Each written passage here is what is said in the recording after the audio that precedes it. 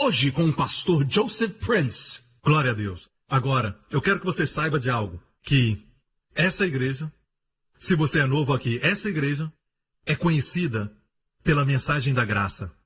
Agora, nós falamos mensagem porque não existe um termo melhor. Nós sabemos que graça, na sua melhor definição, não é uma coisa, é uma pessoa.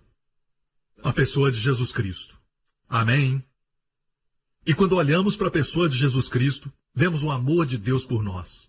Porque a sua própria vinda à terra é um sinal claro dos céus que Deus não está irado com o mundo. Deus está esperando o mundo se reconciliar com ele. Que Deus não é impaciente conosco. Deus é paciente e bom. E o amor de Deus por nós acredita que somos melhores que isso. Deus acredita que você é melhor nessa manhã. Deus acredita que você vai ser melhor ainda nessa noite.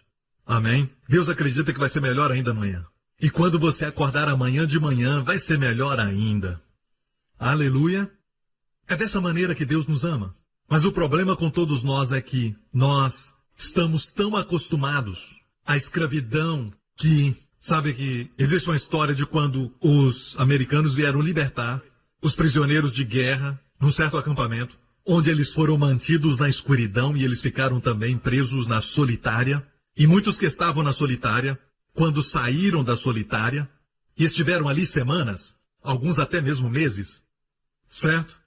Seus olhos foram tão machucados pelo brilho do sol e a sua força, que a única maneira de aguentar era voltar para a escuridão. Quantos entendem isso? Então por quê?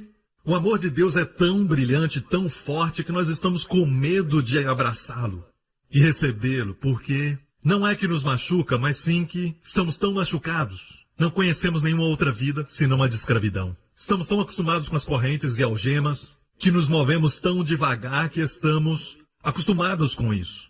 Mas não fique acostumado com a sua fraqueza. Deus tem uma vida de plenitude para você. Amém? Não fique acostumado com a sua vida de escravidão, dizendo: este é o meu vício. Deus tem uma vida melhor para você. Ele te ama muito e Ele é um pai. Ele é um pai para nós. E antes de compartilhar algo sobre aquilo que está no meu coração, hoje, eu quero falar algo que Deus falou comigo, um testemunho pessoal. Deus está nos chamando especialmente neste ano para colocar o nosso foco nos jovens. Os jovens de Singapura. Então, Deus falou comigo de uma forma muito forte que o seu coração está nos jovens. E logo após isso, alguns materiais de pesquisas vieram até as minhas mãos, dizendo que mais jovens em Singapura estão tendo mais experiências sexuais. Quantos aqui sabem que quando olhamos para o pecado, isso pode até pesar o seu coração? Seu coração fica pesado. Não é que fiquei desanimado, mas é uma tristeza que veio ao meu coração por causa da tarefa enorme que está diante de nós, na nossa igreja. E o meu coração ficou muito sobrecarregado com isso, esse aumento de pecado. E Deus me deu então esse verso. Deus disse: quando o pecado abunda, meu filho, a graça superabunda. A graça superabunda.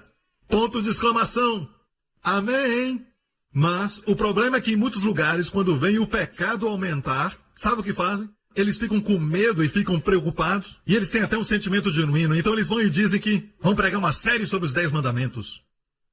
Mas a Bíblia não diz que quando o pecado aumenta, a lei superabunda. Para falar a verdade, a lei é a razão do pecado abundar. O que você falou? Vou falar bem devagar. Lei é a razão, porque o pecado aumenta.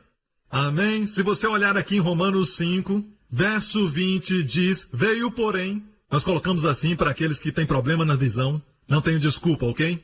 Nós aumentamos as letras para que os seus olhos possam superabundar. Veio, porém, a lei. Então vamos ver por que Deus deu os 10 mandamentos. Se você perguntar para muitas igrejas, em muitos seminários, e muitos cristãos, eles vão falar: para nós cumprirmos, para nós sermos santos, para Deus manifestar sua santidade. Mas o livro aos Romanos, que traz um fundamento sobre doutrina para todos os crentes, diz: porém veio a lei para que a ofensa aumentasse. A palavra abundasse aqui no grego é aumentar. Para que a ofensa aumentasse. Perceba então por que Deus deu os 10 mandamentos? Para que a ofensa aumentasse. Estranho. Por que Deus faria isso? Para que o mundo visse a necessidade de um Salvador. É mais ou menos assim. Às vezes você tem uma doença. E mesmo que essa doença venha sobre o seu corpo, mas não se manifeste, Na verdade, não importa. De fato, é até mais perigoso se ela não se manifestar. E assim os doutores vão te dar um medicamento e até uma injeção para ver se existe uma reação ou não. É melhor que essa doença se manifeste? Para que você saiba que tem essa doença, eles mostram no raio-x para mostrar que você tem essa doença e ela se manifesta. Então o que a lei fez foi mostrar que temos pecado em nós, mas nós não sabemos dos perigos do pecado. Então a lei veio para trazer o pecado à tona. Quantos entendem isso? A lei manifesta o pecado na sua vida. Amém? Quanto mais você tentar cumprir a lei, mais você vai ver o seu pecado. E a prova está no fato de quando Deus deu os 10 mandamentos, a primeira coisa que vimos é o bezerro de ouro. Eles quebraram o primeiro mandamento. Então vemos que a lei veio. A lei veio.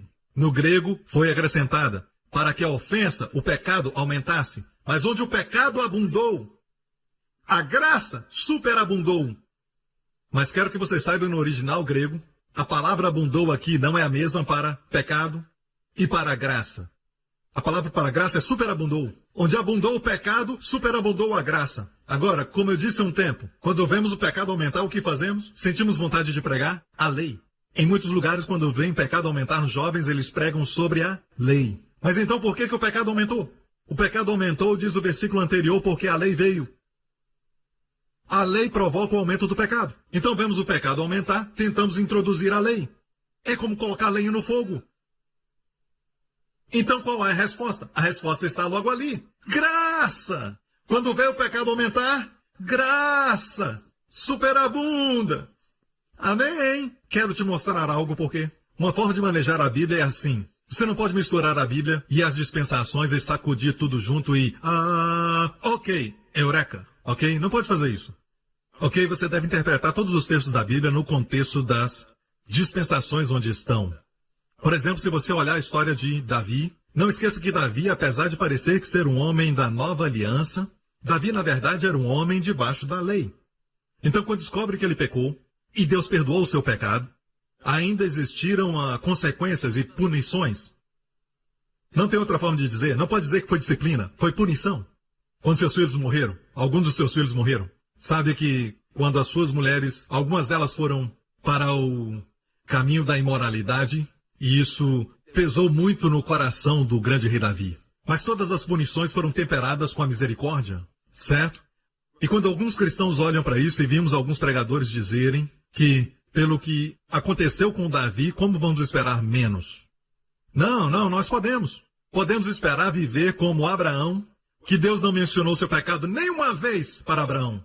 Podemos viver como Isaac, que quando ele errava, prosperava. Podemos ver como Jacó antes da lei, quando Jacó foi usurpador toda a sua vida e Deus o abençoou com bênçãos sobre bênçãos e favor sobre a vida de Jacó, até que a bondade de Deus o levou ao arrependimento.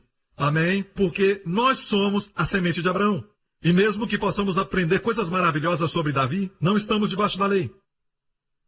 Deus falou comigo anos atrás que ninguém morreu entre os filhos de Israel quando eles saíram do Egito e até o Monte Sinai. Nenhum deles morreu. Eles murmuraram e reclamaram e Deus abriu o mar vermelho. Mesmo depois de murmurarem. Amém? E depois, do outro lado, eles murmuraram porque não tinha água e Deus deu água. Amém? E Deus transformou as águas amargas em doces. E eles estavam com fome e Deus mandou o pão do céu. Todas novas murmurações trouxeram novas demonstrações da bondade de Deus e do seu favor.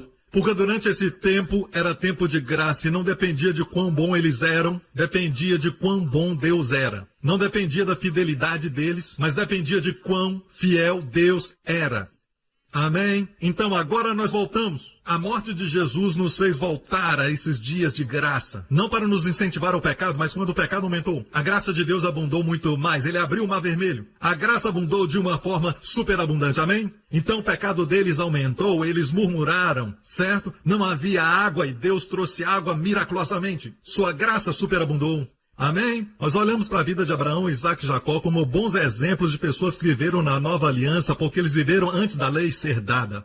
Amém? Mas voltemos à história de novo. No Monte Sinai, quando Deus deu a lei, o que aconteceu? Fizeram um bezerro de ouro. Quando a lei veio, a ofensa abundou. Mas não somente isso, mas depois, os filhos de Israel, quando murmuraram, morreram, porque agora estavam debaixo de responsabilidades. Agora não dependia mais da bondade de Deus, mas agora dependia da sua bondade. Agora não dependia mais do favor de Deus, mas dependia da obediência à lei de Deus. o que Deus nunca queria que eles tivessem, mas por causa do seu orgulho, Deus teve que mostrar o seu pecado, trazendo a lei. Quantos entendem isso? Mas, glória a Deus que a Bíblia diz que a lei foi dada por Moisés, mas graça e verdade vieram por Jesus Cristo. E lembre-se sempre que a verdade está do lado da graça e não do lado de Moisés, da lei. Estão do mesmo lado, graça e verdade vieram por Jesus Cristo. A verdade que liberta não é, na verdade, uma introdução da lei de novo, mas sim uma revelação nova da graça. A graça é a verdade que liberta. E serás de fato livre. Amém? Então olhamos para Abraão, Isaac e Jacó. Olha para a vida deles. Abraão não era perfeito, mas ele é dado para nós como um exemplo de justiça pela fé. Não justiça pelas obras, mas justiça pela fé. Olha para Abraão. Ele mentiu sobre a sua mulher no Egito. Faraó quis a sua esposa e ele mentiu porque a sua esposa era linda. E a razão por que mentiu era muito egoísta e ele disse, para que tudo me vá bem. Mas olha só que desculpa tola para um homem, para que tudo me vá bem. Amém? E tudo deu certo. Faraó deu tudo para ele, escravos, escravas, bois, ovelhas, e ele trocou a sua esposa por animais. Sabe, não vale a pena. Como pode se rebaixar? Desculpa. Como se rebaixar tanto? Mas Abraão fez isso e nós não gostamos de falar sobre isso, mas está na Bíblia. Amém? Agora, num caso como este, muitos de nós fazemos essa pergunta algumas vezes. Será que Deus vai me libertar? Será que Ele vai me resgatar? Será que vai me ajudar? Quando eu mesmo crio os meus problemas? Você vê que eu posso até clamar a Deus se os problemas que eu estou enfrentando na minha vida são causados por outras pessoas. Mas, se eu mesmo criei os problemas, Deus ainda pode me ajudar ou quer me ajudar?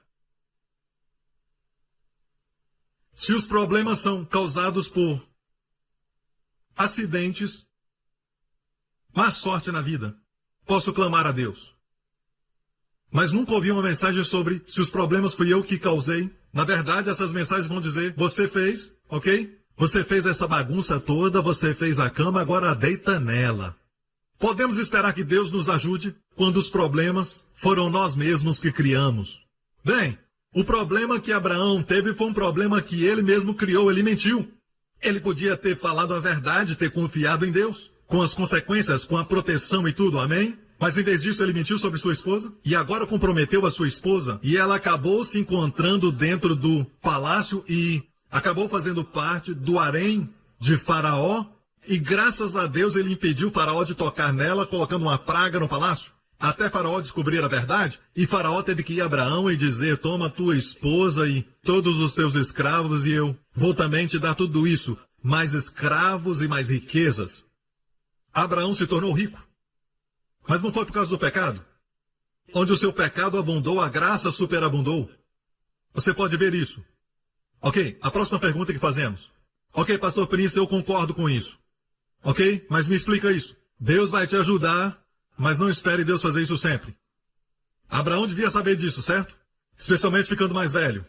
Quando você se torna um cristão mais maduro, você deve saber mais. Então vamos para frente na história. Abraão está com quase 100 anos de idade e sua esposa com 90. A experiência na corte de Faraó aconteceu muitos anos atrás. E agora eles se encontram no lugar chamado Gerar. Sua esposa não perdeu a beleza depois de tantos anos, por causa da bênção abraâmica, de estar debaixo da graça. E todas as mulheres digam...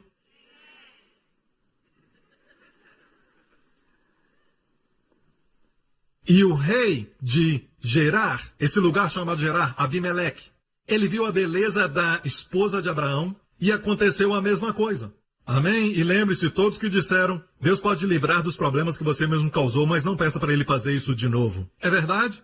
Abraão mentiu de novo. E agora, Abimeleque tem a esposa de Abraão, Sara, na sua casa. Antes dele tocar nela, Deus veio a Abimeleque num sonho. A primeira coisa que Deus fala para ele, você vai morrer. Ele diz o quê? Deus diz, essa é a mulher de um outro homem. Ele disse, Deus, na integridade do meu coração eu não sabia. E Deus disse, por isso que eu vim no sonho, para te avisar. E ele então chama Abraão e diz, o que é isso que você fez? E ele diz, toma tua esposa e vá. E mais uma vez, Deus livrou Abraão. Deus tinha que ter aparecido para Abraão num sonho e dizer, você vai morrer. Baseado na nossa teoria. Porque Deus fez isso? Onde o pecado abundou, superabundou a graça. Agora, para vocês que ficam escandalizados com a graça, deixa eu falar isso, certo? Deus quer ser gracioso, Deus é muito mais poderoso do que o pecado. A graça de Deus é maior do que os nossos pecados. Você entende isso? Vamos lá. Então, quando você vê uma garota entrando na igreja, e parte do seu cabelo é roxa e outra parte é vermelha, e ela tem piercings em todo o seu corpo, ok? No momento que ela olhar para Jesus como o amado da sua alma e também o seu Salvador, nesse mesmo momento, quando o pecado estiver na sua vida, a graça de Deus vai superabundar sobre a sua vida. Ela só precisa abrir os olhos e receber. E essa graça vai transformá-la de dentro para fora. Amém! Comparada com o resto de nós, essa garota vai ter a graça superabundando. Mas muitos de nós, e dos nossos ensinamentos, não vão falar para ela sobre a superabundante graça sobre ela. Na verdade, vamos falar que ela não tem nenhuma graça. E que ela tem que conquistar a graça e o favor de Deus. Isso é muito triste. Entristece o coração do Pai. Jesus pagou para que você desfrute sua salvação. Vocês estão me ouvindo? Se isso ainda não foi suficiente para você, então vamos até a vida do neto de Abraão. Você sabe a história de Jacó? Você sabe como ele conquistou sua herança? Ele não teve que lutar pela sua herança, mas Deus deu para ele. E mesmo antes de nascer, a Bíblia diz que o maior servirá ao menor. E ele era o menor. O seu irmão Esaú era o maior. Mas Deus falou para sua mãe que o seu filho Esaú, mais velho, serviria ao mais novo Jacó. Então ele não precisou lutar pelo que era dele. Mas ele nasceu um usurpador e ele agarrou a perna do seu irmão quando nasceu. Amém? Gostava de usurpar. Ele teve que lutar durante toda a sua vida, porque quando você usurpa, sua mão se torna um punho. Então ele teve que lutar, ele teve até que enganar o seu pai para ter a bênção do primogênito. Você sabe da história como ele enganou o seu pai. Isso é uma coisa muito ruim de fazer, enganar um homem velho, ainda mais o seu pai. E o que aconteceu com ele? Nós encontramos no próximo verso que ele fugiu porque o seu irmão queria matá-lo. Mas Deus apareceu para ele num sonho. E Deus disse para ele, eu te abençoarei. Eu vou te proteger e vou te trazer de volta a essa terra. Deus tinha que repreendê-lo. O que aconteceu? Você vê que essas pessoas estavam debaixo de um favor superabundante. Amém? Não me interprete mal. Deus queria que eles se convertessem. Mas Deus sabia que eles não podiam se converter pelos seus próprios esforços. Então Deus superabunda a sua graça, certo? Mas ele nunca viu a graça de Deus. Ele não tinha visto, porque se ele tivesse visto, ele não tinha que usurpar. Ele sempre queria usurpar. E até mesmo depois de casar, ele tentou até mesmo usurpar. Sabe, ele estava sempre pegando. Até que finalmente, Deus apareceu para ele numa noite e houve uma luta entre ele e Deus. E Deus deu uma pancada e ele caiu. Aquele foi um grande golpe, tipo do UFC. E ele ficou ali incapacitado. Só para mostrar para aqueles que dizem que Deus ajuda quem se ajuda. Se não está na Bíblia, Deus ajuda quem não pode se ajudar, para que Deus mesmo tenha toda a glória. E porque ele estava assim, Deus não pôde deixá-lo. Deus não pôde deixá-lo. E assim Deus mudou seu nome de Jacó, usurpador, enganador, para Israel, o príncipe de Deus. Deus mostrou sua graça, favor sobre favor, bênção sobre bênção, até que finalmente ele se pôs em pé com dignidade diante de Faraó. Amém? E abençoou a maior monarquia do planeta Terra na época. Que honra! Amém? E no fim, ele deu ordens. Ele não queria ser enterrado no meio das riquezas do Egito. Me leva de volta para minha casa, em Israel, e me enterrem lá. Se tornou espiritual. Deixe-me falar isso, igreja. Não olhe para as pessoas onde elas estão agora. A jornada não terminou. A jornada não acabou, amém? God's still working on me to make me what I ought to be. It took him just a week to make the moon and stars, the sun and the earth and Jupiter and Mars. How loving and patient he must be. He's still working on me and you. Nós esperamos mudanças repentinas, mas Deus é paciente e bom. Amém? Pastores querem transformação instantânea, mas Deus é bom e paciente. E Ele espera, e é longânimo, e Ele é bom enquanto espera. Glória a Deus. Agora quero trazer um pouco da doutrina para ajudar você a entender um pouco dessa verdade. Quantos se alegram quando você abre o jornal e você vê o pecado aumentando e o seu coração se entristece? Lembre-se disso, quando o pecado aumentar, a graça vai superabundar. Amém? Deixe-me dizer isso. Todo pecado é resultado da falta de entendimento do seu papel e do papel do Pai na sua vida. Porque quando as pessoas não conhecem Deus, elas vão ao pecado. Você não precisa disso. Amém? Deixe-me dar um segredo agora mesmo, para fazer com que o pecado perca o poder na sua vida. Vai te abençoar. Você está pronto? Você está pronto? Quantos de vocês aqui já ouviram as pessoas compartilharem sobre estarem mortos para o pecado? Quantos já ouviram que devemos morrer para o pecado? Muitos aqui. Eu sei porque eu vim de uma igreja que falava também que devemos morrer para o pecado. E o que eles querem dizer é que devemos morrer para o pecado no nosso pensamento, palavras e ações. Certo?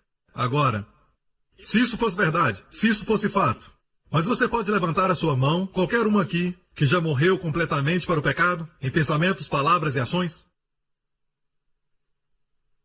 Nenhum de nós. Nenhum de nós. Então tem que haver alguma coisa a mais. Que essa frase, morto para o pecado, significa. Vamos olhar uma passagem da Bíblia que é doutrinária. Então me siga agora, para que você possa entender a verdade desse verso, porque vai te libertar. Romanos 6. Porque quando morremos, ficamos libertos do pecado. Quando morremos com Cristo, ficamos libertos. A palavra liberto aqui no grego é justificado do pecado. Justificado do pecado. Você já observou as pessoas mortas? Elas não respondem. Quando você vai ao cemitério e a pessoa está no túmulo, na sepultura, você grita e você xinga todos os nomes, não tem resposta. Ele não se levanta. Você pode até chutar o túmulo, ele não se levanta. Sabe? Ele não se levanta e vem te bater. Sabe? Por mexer com os meus ossos. Ele não faz isso, faz. Uma pessoa morta não tem resposta. Mesmo você o elogiando, não tem nenhuma resposta. Ele não se orgulha. Amém? A Bíblia diz que estamos mortos com Cristo. Como é que estamos mortos? Vamos, então, ler. Ora, se já morremos com Cristo, cremos que também com Ele viveremos, sabendo que tendo Cristo, olha isso agora, ressuscitado dentre os mortos, já não morre. Quem é que sabe que Cristo está agora à mão direita de Deus? Um dia desses Ele vai se levantar e vai voltar com todos os anjos e arcanjos, e Ele virá para nós e vamos ter um novo corpo que nunca se envelhece, que nunca mais vai ficar doente e nunca vai morrer. Por quanto tempo? Para sempre. Until the 12 of never. That's a long, long time. E por muito tempo, por toda a eternidade, vamos ser saudáveis e jovens. Amém? E melhor ainda, não iremos morrer. Mesmo correndo na carruagem de fogo, não poderá morrer. Quantos sabem que Cristo não pode morrer nunca mais? Ele morreu uma vez. Tendo Cristo ressurgido dentre os mortos, já não morre mais. A morte não tem mais domínio sobre ele. Quando passamos para o outro lado, não existe mais morte. A morte só está desse lado. Amém? Mas, pastor, isso é verdade sobre Jesus. Vamos ler. Próximo verso. Pois quanto a ter morrido, morreu para o pecado. Quantas vezes? Fale bem alto. De uma vez por todas. Mas a vida que ele vive, vive para Deus. Da mesma forma, considerem-se. Da mesma forma, isso quer dizer o quê? Da mesma maneira. Em qual maneira? Da maneira que Cristo morreu para o pecado. Como Cristo morreu para o pecado? Uma vez por todas. Próxima pergunta que devemos fazer. Em qual sentido ele morreu para o pecado? Ok? Porque diz da mesma forma, da mesma maneira que Cristo experimentou tudo isso, do mesmo jeito, considerem-se mortos para o pecado, mas vivos para Deus, em Cristo Jesus, nosso Senhor. Aleluia! Agora a palavra considerem-se vem da palavra grega logizomai. Logizomai. E na minha Bíblia eu tenho uma anotação que fala sobre logizomai e vem de Teia, ou de uma das Bíblias de estudo, e diz assim, logizomai, que é a palavra considerem-se. A palavra grega para considerem-se.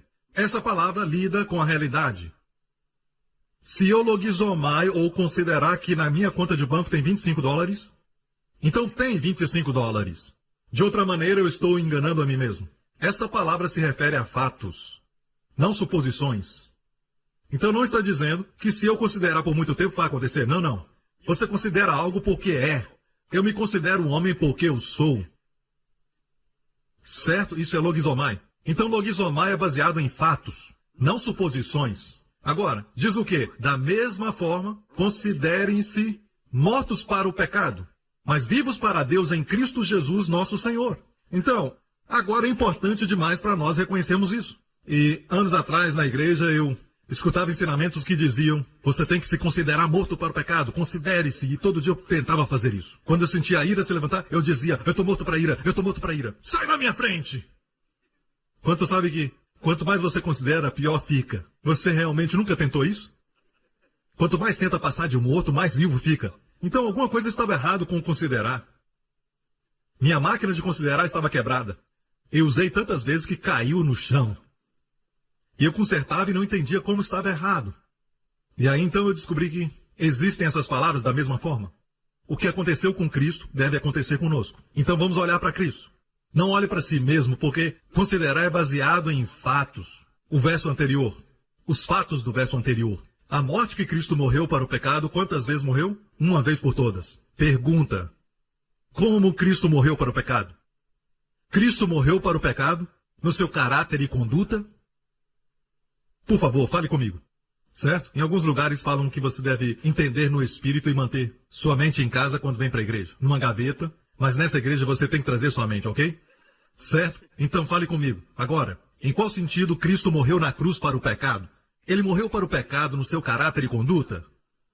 Porque falaram para nós que nós devemos morrer no nosso caráter e conduta.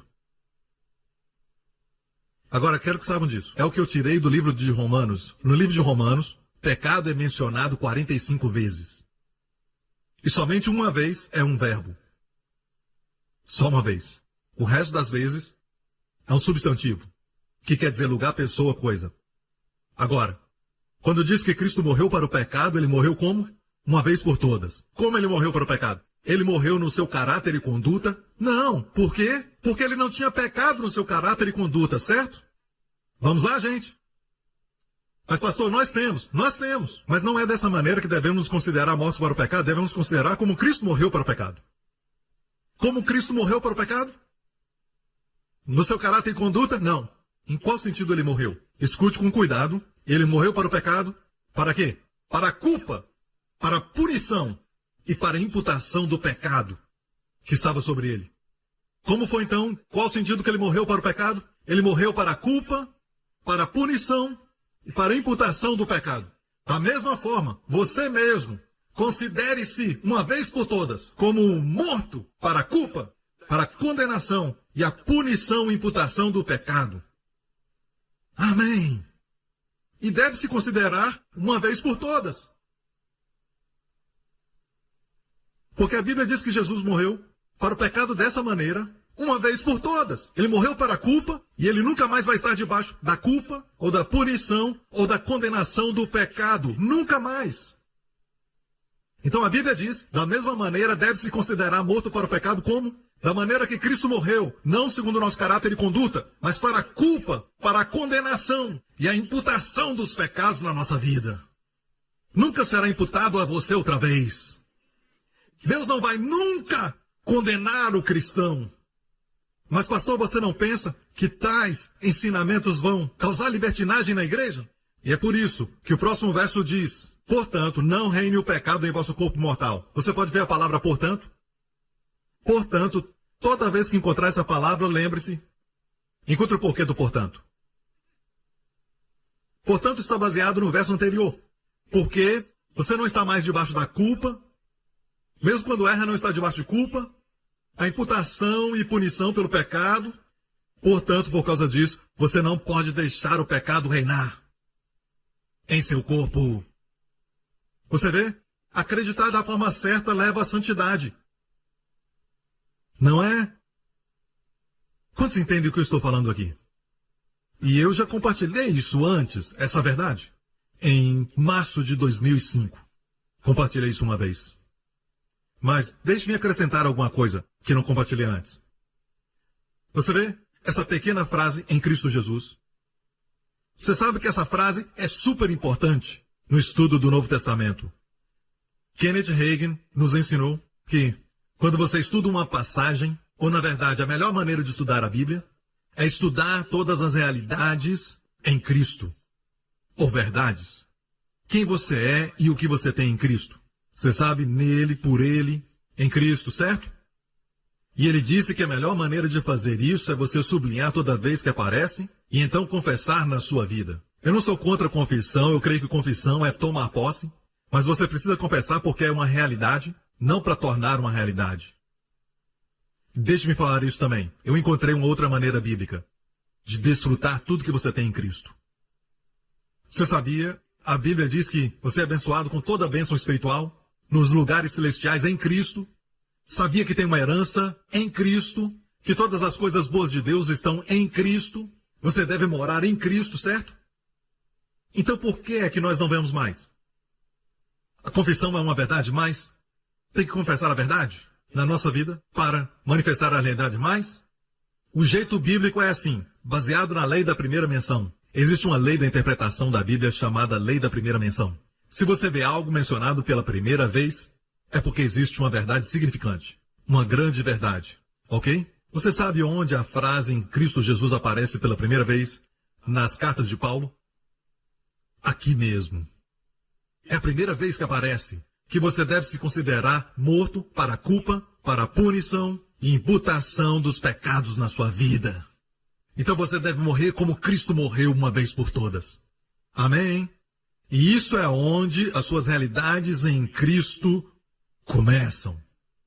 Se você não aceitou isso, você não vai desfrutar as realidades em Cristo. Essas são como vagões e vagões e vagões de um longo trem. E a locomotiva é esse texto de Romanos 6:11.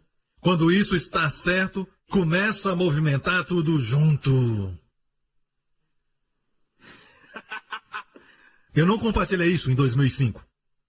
E sabe, isso é maravilhoso porque Paulo não escreveu Romanos primeiro. Foi Tessalonicenses primeiro. Mas quando o Espírito Santo colocou todas as cartas juntas na ordem divina, do jeito que temos no Novo Testamento, o Espírito Santo colocou Romanos primeiro, porque Romanos é a fundação doutrinária de todos os livros do Evangelho da Graça. E perceba que até mesmo no primeiro capítulo de Romanos, você não encontra aquela saudação das outras cartas, para todos que estão em Cristo em Roma. O que você encontra é, amados de Deus, chamados santos em Roma. O Espírito Santo segurou a primeira ocorrência de em Cristo, até chegar aqui. Aqui mesmo no verso 11 do capítulo 6. Quer dizer que a primeira verdade que você deve saber, antes das outras verdades de todas as bênçãos em Cristo, amados em Cristo, altamente favorecidos e amados em Cristo, as heranças em Cristo se tornem realidade, você deve morrer uma vez por todas, acabar e fazer isso uma vez por todas. Que você está morto para a punição, para a culpa e para a imputação dos pecados na sua vida. Por quê? A morte de Jesus foi sua morte. A morte dele foi sua morte. Sabendo que foi assim que ele morreu para o pecado uma vez por todas, do mesmo jeito logizomai. Agora a palavra logizomai, em grego, você chega para um amigo grego e diz, ei, eu logizomai que você é uma boa pessoa. Ei, legal, cara. A palavra logizomai vem dessa palavra logizomai, que é imputar ou considerar. Eu disse agora mesmo. Logizomai vem da palavra original logos, que vem da palavra lego, não aquele brinquedo. Lego em grego é falar. Logos é também falar. Então a palavra logi vem de logos. Logizomai. Não é considerar mentalmente. Na verdade você tem que falar. Vá para um lugar quieto e diga, Joseph Prince, o que você tem condenado na sua vida? Você está se condenando? Você deve sair, sentar e dizer, sabe, por que eu estou me condenando tanto? Estou me condenando porque eu estou doente? Eu estou me condenando porque creio que Deus está me punindo por algo que eu fiz nos últimos 2 anos? Alguns de vocês, seus filhos já cresceram e você agora está gastando muito dinheiro nos seus filhos porque você chegou à conclusão que não gastou muito tempo com eles.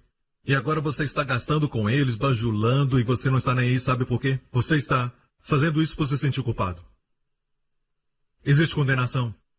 E condenação mata. Realmente mata. Quando eu vejo cristãos, não todo mundo, certo? Mas quando eu vejo crentes debaixo da maldição, da pobreza, deprimidos, sempre doentes, uma das áreas que eu observo não é do pecado, mas sim da condenação. Amém? Não é porque são maus cristãos, mas sim porque receberam condenação nas suas vidas. Você sabe o que é condenação? Sentença divina. A Bíblia diz que agora, pois, não há nenhuma condenação para aqueles que estão em Cristo. E por falar nisso, essa é a segunda vez que a realidade em Cristo aparece. Não há condenação. Aleluia! Ponto de exclamação. Letras maiúsculas. Não há condenação! Letras maiúsculas. Para aqueles que estão em Cristo. A primeira vez que em Cristo aparece, você está morto para a culpa e condenação. Quer dizer que Deus nunca vai te condenar ou te punir pelo seu pecado. E então agora nós podemos entender a história de Abraão. Podemos entender Isaac, podemos entender Jacó. Eles viveram antes da lei. Se eles estivessem debaixo da lei, experimentariam o que Davi experimentou. Perdoado, porém punido.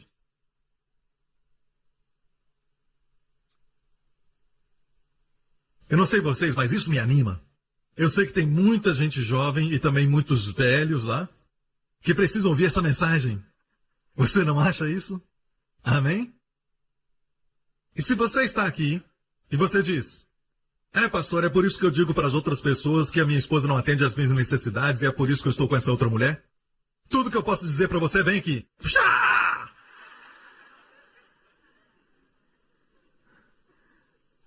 Essa verdade deve produzir não reine mais o pecado, porque sabemos essa verdade, certo? Portanto, o pecado não vai reinar mais. Não vamos deixar o pecado reinar. Agora nós estamos numa posição de ascendência. Mas ao invés disso, existem pessoas que, certo, dizem que são dessa igreja, que o diabo promove lá fora. E as pessoas dizem, isso é o que a mensagem da graça faz. E eles nem conhecem a graça e nem sabem o tamanho do nariz deles. É por isso que o pecado tem poder sobre eles. Porque o pecado não tem poder se você está debaixo da graça e não da lei.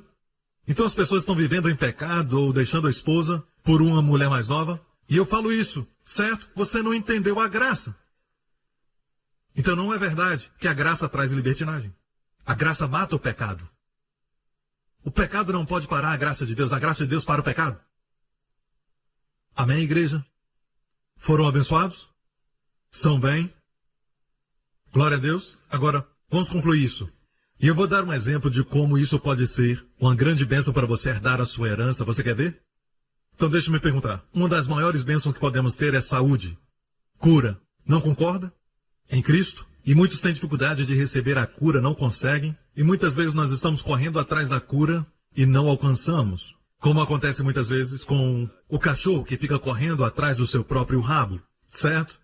Pobre cachorro. Se ele só continuasse andando, o seu rabo ia acompanhá-lo. Deixe-me falar isso. Não busque a cura só pela cura. Busque o que cura. E é assim que você deve buscar. E quero te dar uma verdade em Cristo, ok? Não é interessante que a primeira vez que em Cristo é mencionado, fala sobre estar morto para a culpa, a punição e a imputação de pecados. Todo cristão é perdoado totalmente. De todo o pecado na sua vida. Até o dia que morrer ou encontrar Jesus. Ou o dia que dormir, porque não morre, só dorme em Cristo. E se encontra com Jesus. Você sabe que é perdoado 24 horas por dia. 7 dias na semana. 365 dias no ano. Sabia disso? Nenhum pecado fica com você. Bem-aventurado é o homem a quem Deus não atribui pecado. Não quer dizer que você não peca. Como eu disse, ainda temos o combate da fé, ainda precisamos aprender a andar com Deus, mas graças a Deus que quando pecamos, não é atribuído a nós. Você está morto para a culpa, para a punição do mesmo, no corpo de Cristo. Eu quero mostrar para você por que isso é importante, ok? De todos os versos sobre cura, de todos sobre saúde, qual é o mais famoso de todos? O Espírito Santo fez esse verso famoso. No mundo cristão. Certo? Qual é o verso de cura que é o mais famoso?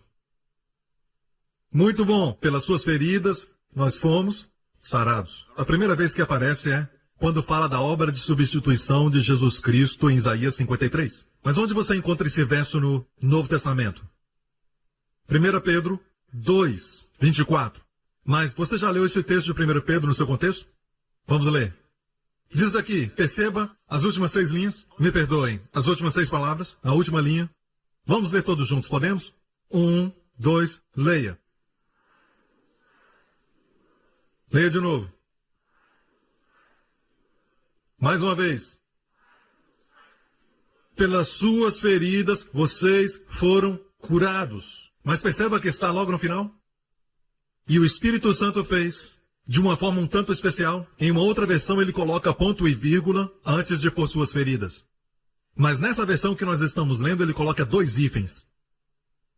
Certo? Isso quer dizer que no original grego, aparece de uma forma tal que eles não sabiam o que colocar.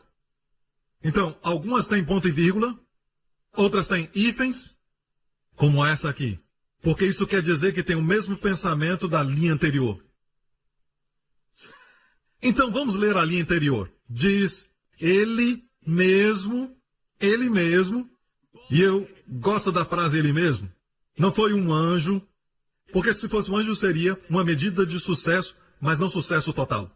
Se fosse um simples mortal que tivesse levado os nossos pecados, poderíamos suspeitar que a obra era um tanto quanto suspeita.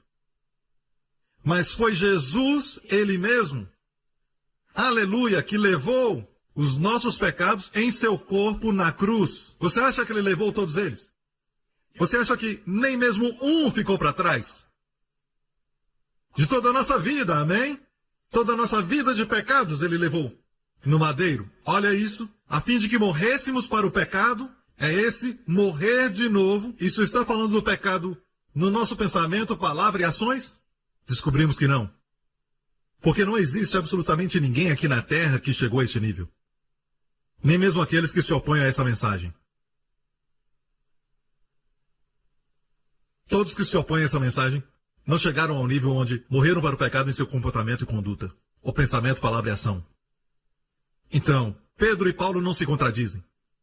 O que Pedro está dizendo, porque Jesus levou os nossos pecados em seu próprio corpo, ele morreu para o pecado, como Jesus morreu para o pecado, não no seu caráter e conduta, mas para a culpa, para a punição e para a imputação do pecado na sua vida, na cruz, ele morreu uma vez por todas. A Bíblia diz a fim de que morrêssemos para os pecados e vivêssemos para justiça. Justiça, mais uma vez, não é fazer tudo certo aqui. A justiça do Novo Testamento é sempre um dom. Nós vivemos pelo dom da justiça. Justiça é uma pessoa. Cristo é a nossa justiça. É como se estivesse dizendo, pelas feridas da justiça fomos curados. Porque a última palavra lá é justiça, certo? Justiça por suas feridas foram curados. Agora você vive para Jesus como sua justiça e por suas feridas você é curado. Quanto mais você tem consciência da justiça, em vez de ter consciência do pecado, quanto mais você chegar à conclusão que Deus te fez justo como um dom pelo sangue de Jesus Cristo, e quanto mais consciente disso, por suas feridas será curado. É uma realidade. Aleluia! Não sei sobre você, mas essa mensagem me fez feliz. Amém? Agora, igreja, quero falar algo. O problema conosco é isso. Nós não sabemos quanto Deus é bom. Quando Deus enviou o seu Filho, ele tinha todas as áreas cobertas. E ainda estamos descobrindo, certo? Que algumas áreas que ele atingiu são tão compreensíveis, é necessário uma vida toda para pregar, e até no céu nós ainda vamos descobrir. Mas quero te dizer algo. Não existe pecado na sua vida que possa trazer você debaixo da maldição de Deus e condenação. Nunca, jamais. Essas são as boas novas. O triste é isso. Recentemente,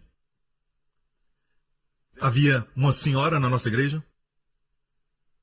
e ela tem um filho que é deficiente e ela foi para um evento bastante divulgado que aconteceu aqui recentemente e esse tal homem de Deus, eu devo dizer que ele é um homem de Deus, mas esse tal de homem com a palavra ou um profeta, eu não sei se ele é um profeta, ok?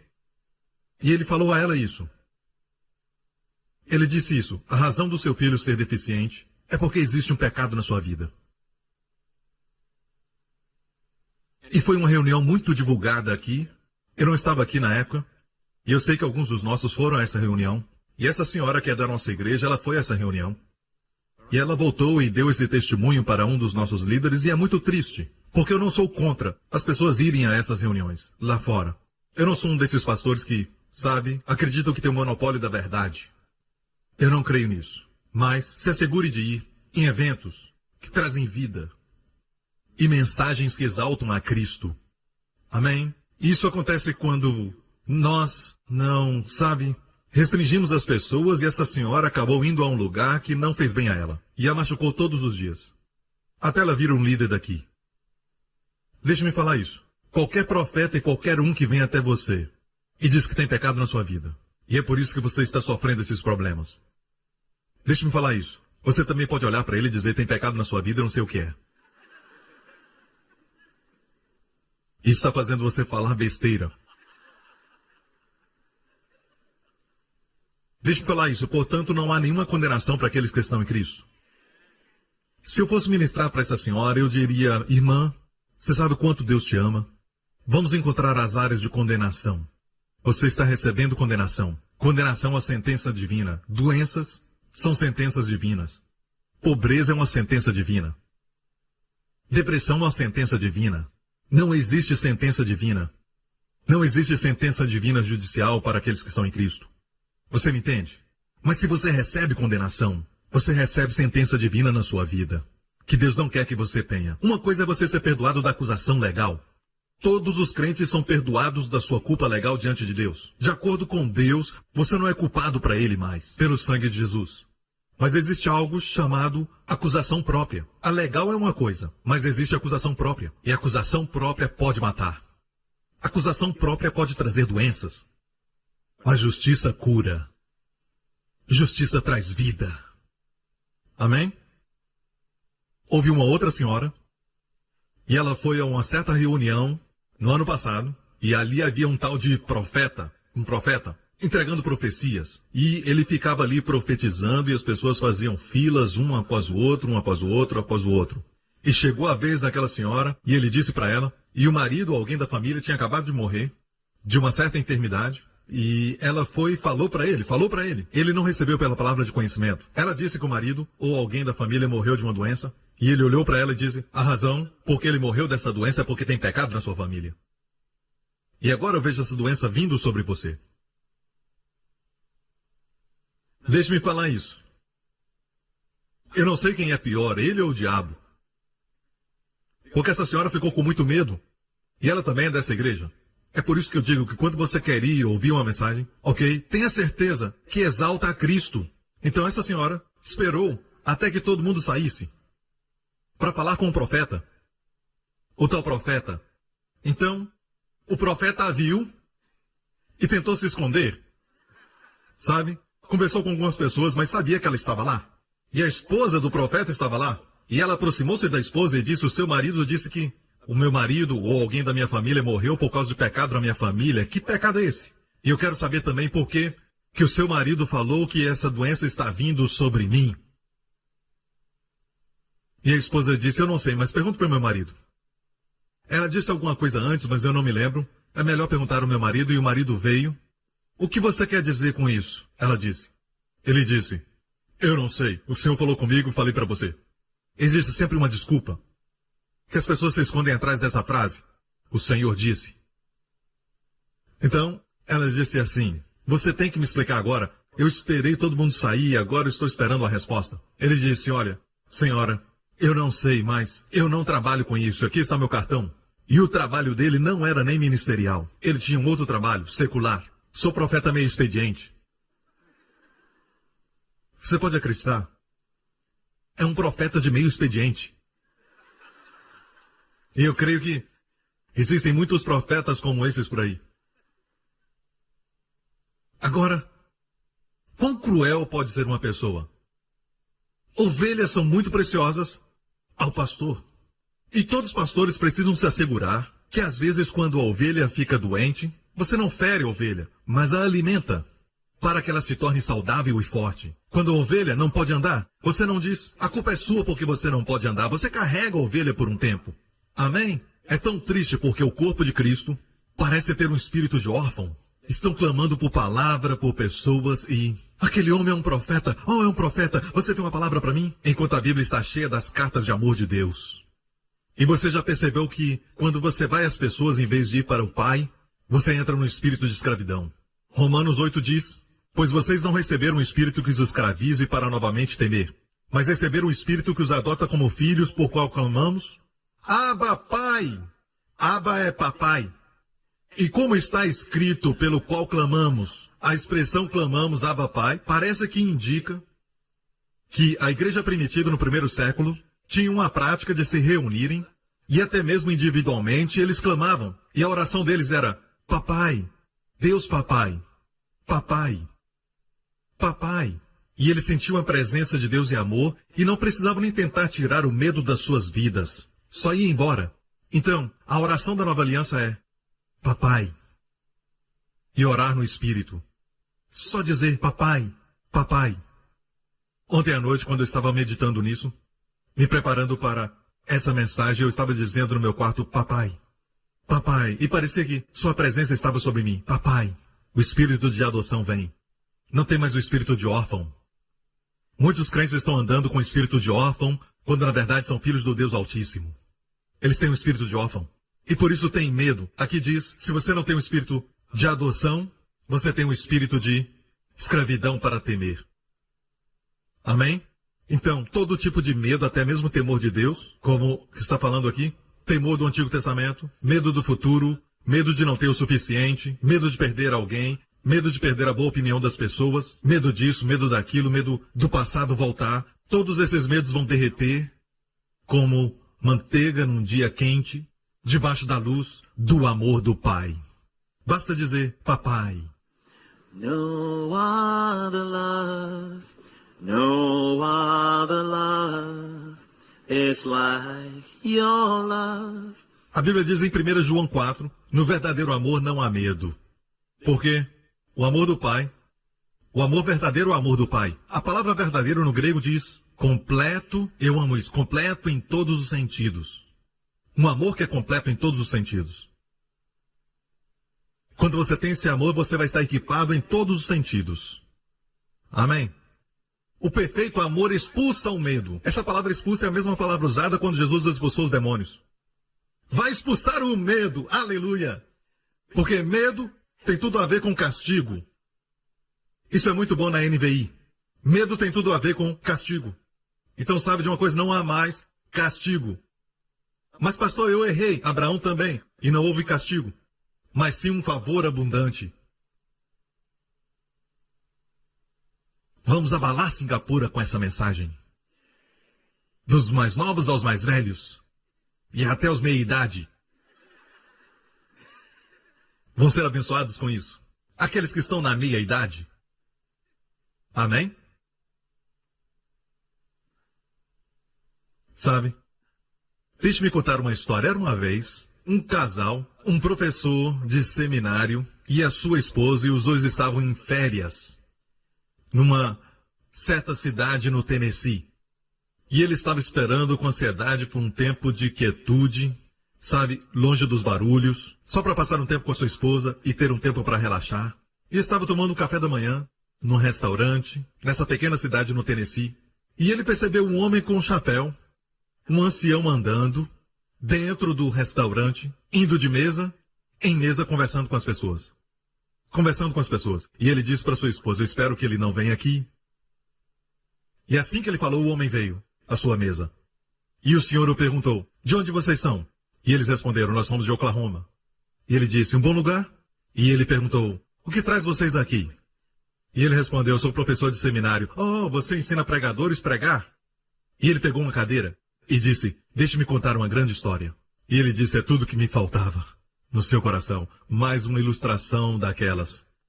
E então este homem ancião começou a compartilhar com eles. E ele disse, olha para fora do restaurante, aquelas montanhas. No pé daquela montanha tem uma cidade. Anos atrás havia um garoto lá. E aquele garoto veio de uma família um tanto quanto desestruturada e seus pais não eram casados, sua mãe era solteira quando ele nasceu. E porque era uma cidade pequena, todo mundo sabia que o garoto tinha nascido assim. E todos os fofoqueiros e as pessoas da cidade começaram a fazer fofocas e tentavam descobrir quem era o pai. Enquanto ele crescia, todos comentavam quem será que é o pai, e alguns tiveram até a audácia de perguntar para o garoto. Na época, quando ele estava crescendo, quem é seu pai? Como se ele soubesse quem era o seu pai. Muito cruel, não é? E você sabe, naquela cidade todo mundo ia para a igreja, porque se você faltasse, todo mundo sabia. E esse garoto também ia para a igreja, e ele chegava bem atrasado, depois de todo mundo, sentava lá atrás, e ele saía bem cedo, para que ninguém o perguntasse quem é o seu pai. Quando ele tinha 12 anos de idade, um novo pastor assumiu aquela igreja. E o pastor, sendo novo, ele fez a oração final bem cedo e terminou o culto bem cedo. Certo? E o garoto foi pego, saindo com o povo. Ok? E o novo pastor, como era de costume, ia para a porta e ficava cumprimentando as pessoas. E ele passou pelo garoto e cumprimentou o garoto dizendo: "Ei, menino, onde está o seu pai?" Ele não conhecia a história e todos ficaram... Todo mundo em volta ficou... E os fofoqueiros ficaram: "Vamos ouvir. Quem é o pai?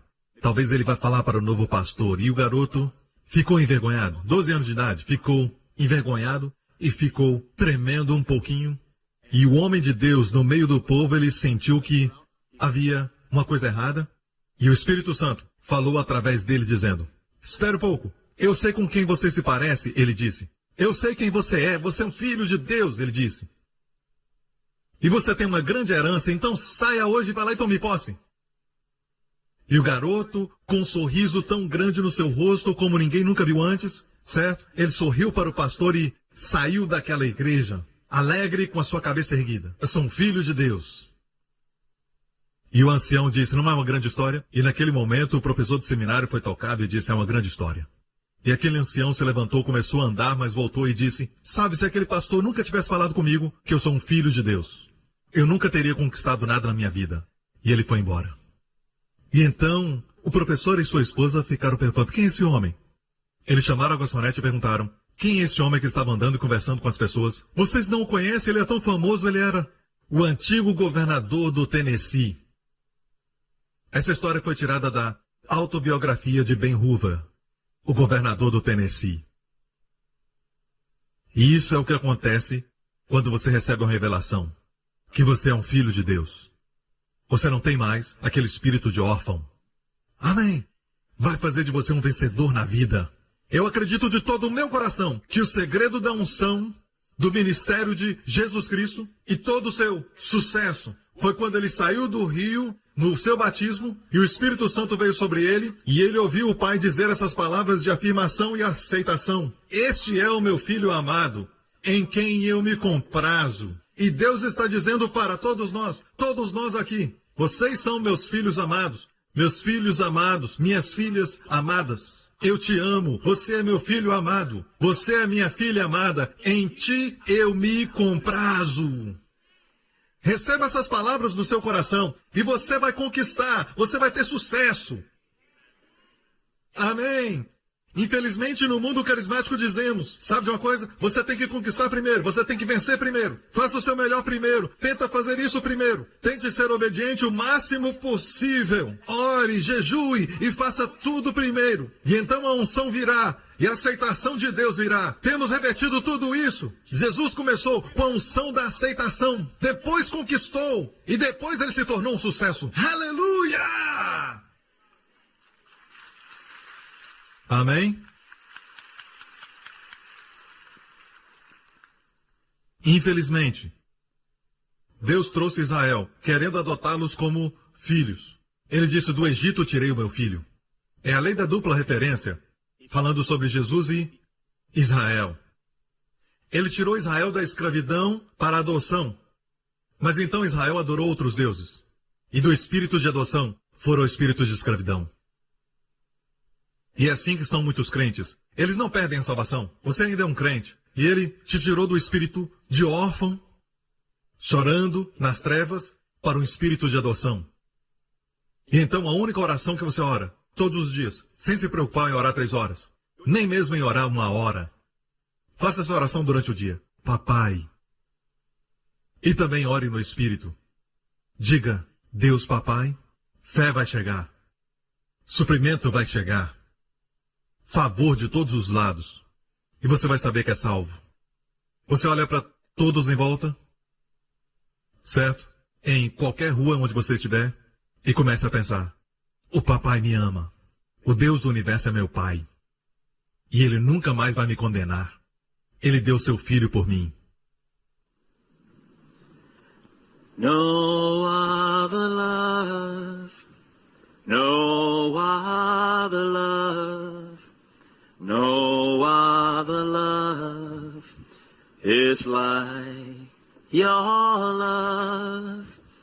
No other love, no other love, no other love is like your love. Amém? Vivam a vida consciente de que é amado.